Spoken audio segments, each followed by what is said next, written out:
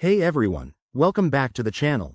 Today, we're diving into a straightforward guide on how to transfer USDT from ZebPay to Binance in 2025.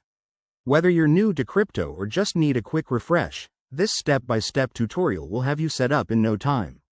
USDT, or Tether, is a stablecoin that's super popular for moving funds between exchanges without the volatility of other cryptos.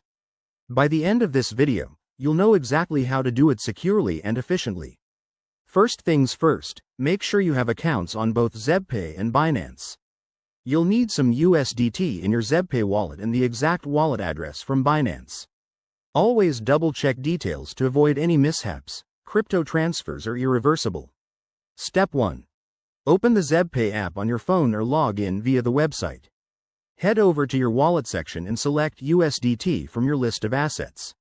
Once you're there, look for the Withdraw or Send option. This is where the magic happens. Step 2. Enter the withdrawal details. You'll need to paste in your Binance USDT deposit address. You can find this by logging into Binance, going to your wallet, selecting USDT, and copying the address. Don't forget to choose the right network. USDT on ZebPay is usually on Tron or ERC20, so match it with Binance to avoid failed transactions. Step 3. Specify the amount you want to transfer. Remember, there might be network fees, so check those first to ensure you're not sending too little. Review everything carefully, then confirm the transaction. You'll get a confirmation code or email. Keep an eye on that.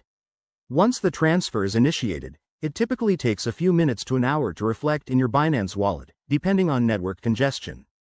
While you wait, keep your devices secure and enable two-factor authentication on both platforms.